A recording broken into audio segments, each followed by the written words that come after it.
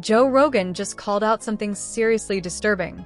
Charlie Kirk was shot and killed in front of the entire world, and the reaction of his wife, Erika Kirk, has everyone talking.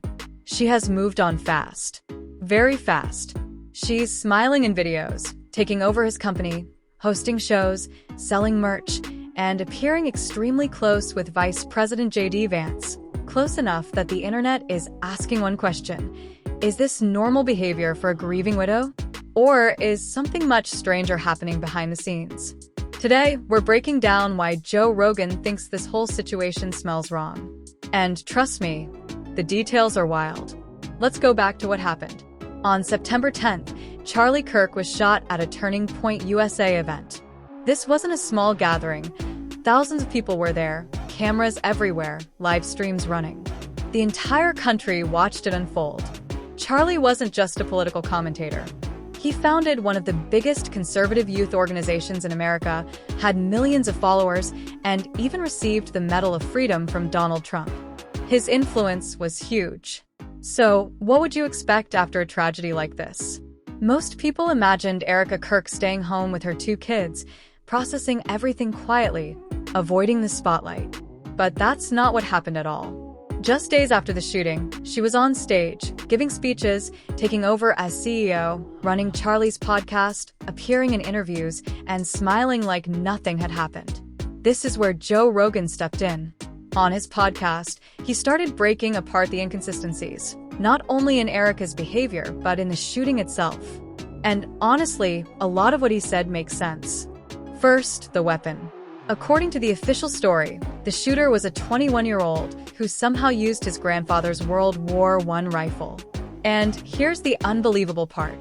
They say he disassembled the entire gun, put the parts into a backpack, climbed onto a roof, and then reassembled the weapon before firing. Joe Rogan's reaction to this: shut the F*** up. Because realistically, taking apart and reassembling a century-old rifle is not simple. You need special tools, patience, and experience. Joe explained that even for someone who knows guns, this wouldn't be quick or easy. So how did a kid with no military training pull it off flawlessly, under pressure, on a roof, with security everywhere? That's not the only strange part. There was another man on the scene, an older guy, who started yelling, "I did it! I did it!" and even behaved bizarrely, drawing attention to himself. This same man has been seen at other major events in history, almost like he's always there when something huge happens. Then suddenly, right after the shooting, he gets arrested for unrelated charges, conveniently taking him out of public reach. No interviews, no questions, nothing. Joe highlighted all of this, connecting dots that the mainstream media avoided. And then, of course, there's Erika Kirk. Her quick rise to the spotlight, her calmness, and especially her closeness with J.D. Vance. The videos, the hugs, the way he touches her hair, have sparked massive speculation online. People are asking whether this is genuine support or something much deeper. When you put all these pieces together, the strange circumstances of the shooting, the questionable weapon story, the suspicious witness, and Erika's unusual behavior, it creates a situation that doesn't add up. That's exactly why Joe Rogan called it out. And it's why millions of people are questioning the official narrative. This story isn't just a tragedy. It's a puzzle filled with missing pieces, odd coincidences, and unanswered questions. And until those questions are addressed, people will keep digging for the truth behind what really happened to Charlie Kirk. That he took it apart and then put it back together again? Shut the fuck up. Do you know how much time it would take to do that if you were highly skilled? To disassemble a gun. To disassemble a rifle so that you can get it in a backpack. And by the way, not gonna fit. Not gonna fit. And then somehow or another reconnects it once he... Now this next part is where the whole story goes from strange to absolutely unbelievable. Joe Rogan pointed out something that happened right after Charlie was shot, and it shocked everyone who saw the footage. In the middle of the chaos, one man suddenly started yelling, "I did it! I did it!" over and over again. And then, out of nowhere, he pulled his pants down in front of the entire crowd. The situation was already intense, but this made it feel completely surreal. But here's where things get even crazier. People online began digging into who this guy was. And what they found didn't seem like coincidence at all. This same man has appeared at several major events in American history, events that had nothing to do with each other. He was spotted at 9/11. He was present at the Boston Marathon bombing. He's been connected to fake bomb threats in other situations. And now, somehow, he was standing at the Charlie Kirk event yelling that he was responsible. Joe Rogan summed it up in the most direct way possible. What are the odds? He even joked that if someone asked ChatGPT to calculate the chances of one random man showing up at all these unrelated tragedies, the result would be basically zero. So, as Joe said, there are only two explanations. Either this man is completely out of his mind, or he's what Joe called professionally insane, meaning someone uses him as a distraction. And then comes the most suspicious detail of all. Right after this incident, the man was arrested, but not for anything connected to the shooting. Instead, authorities charged him with child pornography offenses. That means he was immediately taken into custody, placed in a controlled environment, and cut off from the public. Nobody can interview him. Nobody can ask why he was at the event or who might have sent him there. Convenient timing? It certainly looks that way. Oh, there was that one guy who was the decoy. All right, so you got this guy who's an older guy who starts yelling out. Didn't he take his pants down? He took his pants down. This guy was at 9/11. He was at the Boston bombing. All the hits. He called in a fake bomb at another place, and then he did this at this thing. Right after, so somehow or another, this guy has the state of mind that the moment someone gets shot, he yells out and says, I did it, and takes his pants down or something like that. I don't know exactly what he did. Then, ready for this? He gets arrested for child porn right away. Right after this happened? Oh, right away. He's in jail for child porn. Why is that? Well, now you can't interview. Joe Rogan also brought up another major problem with the official story, whether this 21-year-old could realistically make the shot in the first place. According to the report, the shooter fired from 200 yards while lying down on a rooftop and still managed to hit Charlie Kirk. Joe explained that, technically, with the right preparation, it's not impossible. If someone has a well-tuned rifle and gets trained by a real professional like a Navy SEAL, even just for an afternoon, they could maybe land a 200-yard shot. So the distance itself wasn't the issue.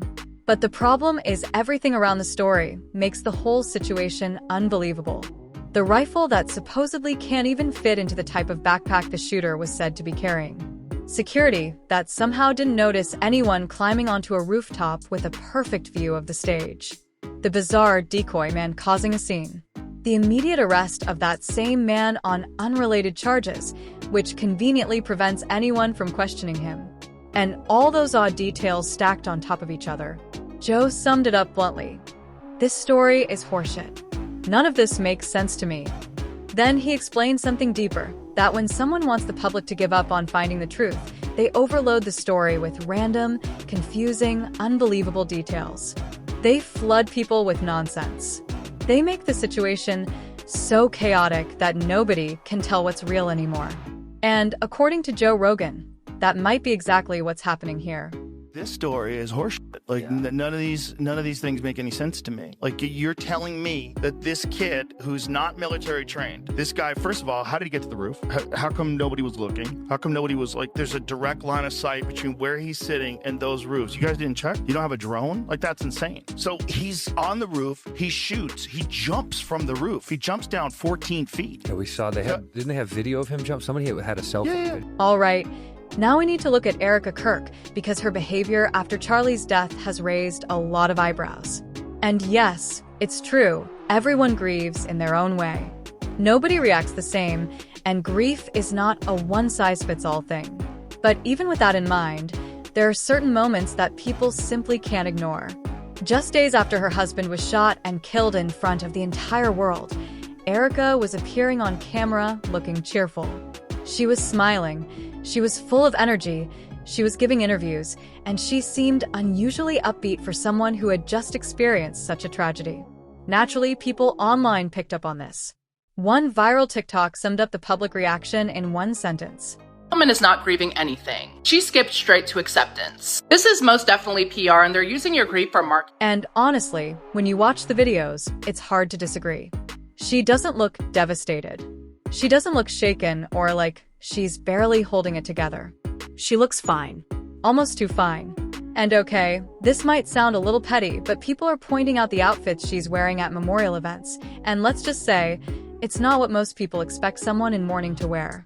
One TikTok user put it like this. Isn't it strange how a widow stepped into the CEO role? She did 3 speeches already, 1 at a stadium. Charlie's family didn't even speak and she's selling t-shirts. And is already hosting her husband's podcast. Now doing an all-American halftime show with performers. She's not even home with her 2 young children who just lost their dad. And honestly, when you look at the videos, it's hard to argue with what people are saying. She doesn't look devastated. She doesn't look like someone struggling to hold herself together in public. She looks fine, really fine. And okay, maybe this sounds a little petty, but people are pointing out what she's been wearing at the memorial events. It's not what you'd normally expect for someone in mourning. One TikTok user even said that maybe it's just her personal style. Maybe she doesn't follow traditional mourning clothes, but when you put it together with everything else, it's raising eyebrows. But here's the part that really has people talking. Erika didn't step away from the spotlight. She didn't take a break to grieve in private. She did the opposite. She stepped forward, way forward. She became the CEO of Turning Point USA, Charlie's own organization. She delivered 3 major speeches within just a few days. One of them was in a packed stadium. And what shocked people even more, Charlie's own family didn't speak at these events, but Erika did. She's already hosting Charlie's podcast. She's launching merch, selling t-shirts, pushing new content. One TikTok user pointed out, our Turning Point USA family, but I want you guys all to see the Medal of Freedom and be able to look at it in the back of it. You guys are all part of the legacy. And then on the back, it's the first and last time I'll put a cross on it. But yeah, you guys can.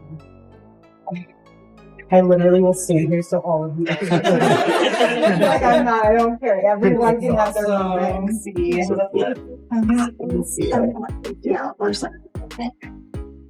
you can get it. Awesome. Thank you. Think about that for a moment. Your husband was just murdered in front of the entire world. You have 2 young children who just lost their father. And instead of being at home with them, you're on stage giving speeches in stadiums and hosting podcasts. That's what people can't wrap their heads around.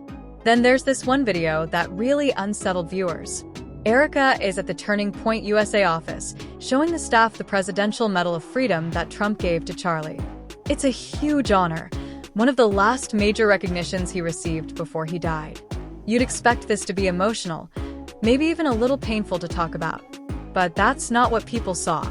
In the video, she's smiling, laughing, excited, almost showing it off like it's a cool new item she just bought. And viewers are confused. They're asking, why is she so happy? One comment even said, why is she smiling? Your husband just died. And honestly, it's a fair question. For marketing. The fact that Charlie Kirk's assassination is still being covered up, she is still walking around with the same security from September 10th, saying she's so excited for the new content that she'll be releasing. Erika has also been making public statements about how excited she is for the new content she'll be releasing. She's talking about the future of Turning Point USA, outlining plans, setting goals, and looking ahead. And look, of course life continues, and yes, an organization needs leadership. No one denies that. But this is happening just days after her husband's assassination. That's what people are struggling with. One TikToker summed it up perfectly. They are trying to replace Usha Vance with Erika Kirk because Erika Kirk and JD Vance is their Christian nationalist wet dream, and you won't convince me otherwise. And when you look at it that way, it really makes you wonder, is this genuine grief? Or is this a carefully shaped PR strategy? Now, here's where things get even more interesting because people have started noticing something going on between Erika Kirk and JD Vance, the vice president. And whatever it is, it's raising a lot of eyebrows. There's one TikTok that went massively viral. The creators' theory? They believe there's an intentional push to position Erika Kirk as a sort of replacement for JD Vance's current wife, Usha Vance. And the exact quote from that video was this. What is this body language? When did we start putting our hands up in the hair of our friends when we hug? Yeah, no, you don't. This is weird. Oh, and then there's this one. JD, why are your hands so low? There's no reason for them to be on her hips, but there they are. This is normally how a really freshly widowed woman interacts with a married man who she is not related to.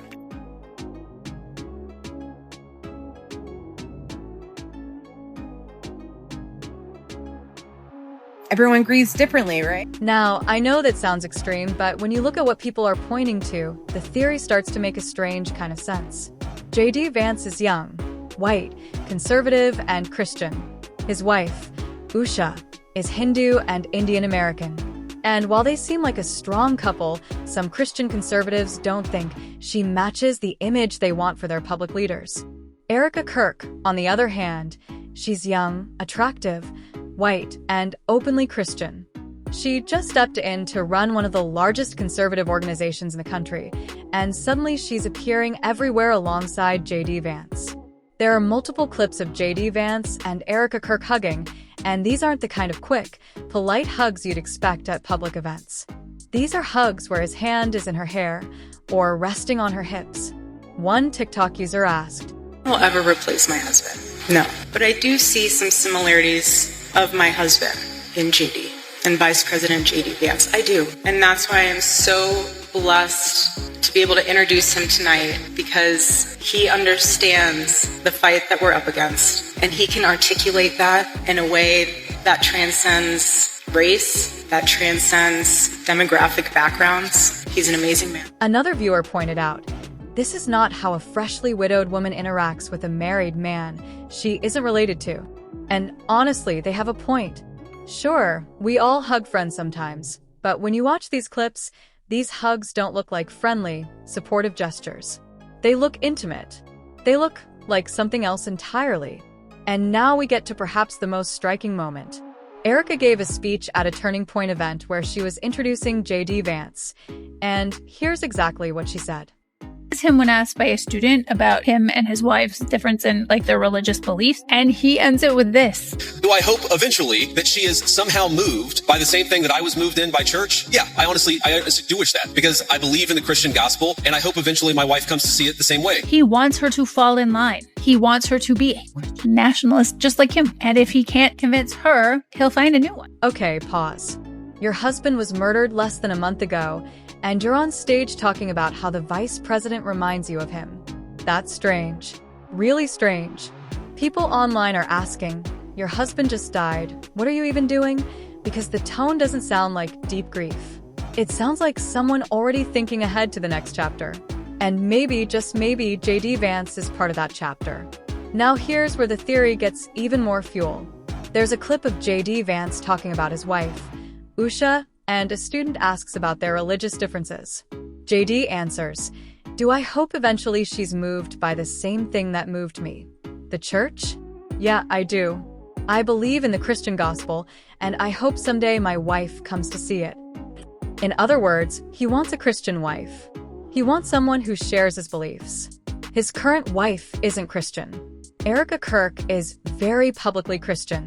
Charlie Kirk is suddenly no longer in the picture. And now Erika and JD appear unusually close. Is all of this just coincidence? Or is there something bigger going on here?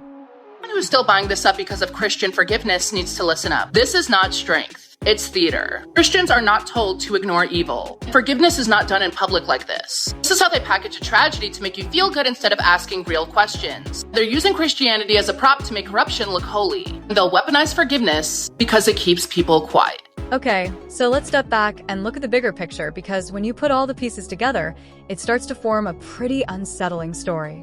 Charlie Kirk is assassinated, and within days, his wife takes control of his entire empire. She gains immediate access to some of the most influential figures in conservative politics. She's perfectly positioned to carry on the movement. She's now seen closely with the Vice President of the United States. That's a tremendous amount of power, gained almost overnight, and all because Charlie is gone. Look at how Erika is navigating this. She isn't staying in the shadows. She isn't grieving privately. She's making calculated public appearances, building her own brand, and using language about Christian forgiveness to deflect any criticism. One TikTok user captured it perfectly. Mentioned how they're still trying to cover up her ties in Romania, which if you look at my previous video titled Charlie Kirk was betrayed, it gets pretty wild. And that's exactly what it feels like. Every move looks intentional. Every statement sounds polished. Nothing about any of this comes across as natural or heartfelt. Here's the larger context.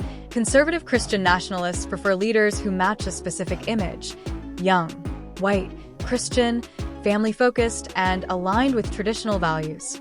J.D. Vance fits most of that mold, but his wife doesn't. She's Hindu, she's Indian American, and while that shouldn't matter, to some people in that movement it does. Erika Kirk, on the other hand, fits that desired image perfectly.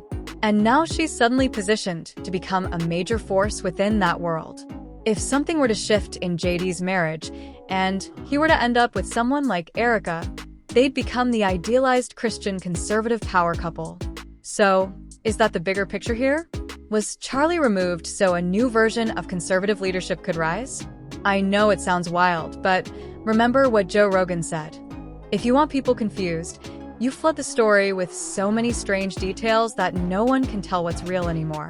And maybe that's exactly what happened. People are also pointing out that Erika has ties to Romania. There are claims that certain information about this is being buried. I don't have every detail on that part, but it adds yet another strange layer to a story already full of pieces that don't seem to fit together. Straight to acceptance. This is most definitely PR, and they're using your grief for marketing. The internet has completely erupted over this story.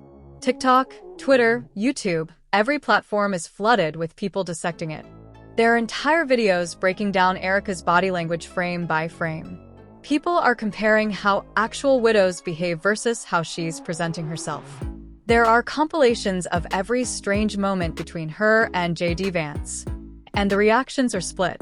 Some people defend her, saying grief looks different for everyone, and no one should judge how a person handles loss. But far more people are calling this out. They're saying this doesn't look like grief at all. It looks like PR. It looks like a coordinated strategy. One comment captured it perfectly. This is how they package a tragedy. They make you feel good, so you stop asking the real questions. And that's the point. People should be asking questions. People should want answers. Because when you look at all of this together, it's obvious that something isn't adding up. So, let's pull everything together. Joe Rogan believes the official explanation of Charlie Kirk's assassination simply doesn't hold up. The story about the gun doesn't make sense. The strange man who showed up at the scene, the same man people claim appeared at 9/11 and the Boston bombing, is far too bizarre to ignore. The whole situation feels like manufactured confusion. Then there's Erika Kirk. Her behavior after Charlie's death is raising a lot of eyebrows. Instead of stepping back, she's smiling in videos, taking control of her husband's entire organization, and building her own public image almost immediately. None of it looks like traditional grief. And the connection between Erika and J.D. Vance is what's making people even more suspicious. The body language, the hugs, the way she compares him to her late husband, all of it is setting off alarms online. When you look at the full picture, you can't help but wonder, was this all part of something bigger? Was Charlie Kirk removed to make space for a new narrative in conservative politics? Is Erika being positioned for a much larger role? And is J.D. Vance somehow tied into that future? I'm not claiming to know the truth. No one does yet. But one thing is obvious. Nothing about this story feels normal. Too many pieces don't fit. And Joe Rogan isn't the only one pointing that out. So now I want to hear from you. Do you think Erika is simply grieving differently, or do you think she's part of something much bigger happening behind the scenes? Share your thoughts in the comments and make sure you subscribe, because this story is far from finished.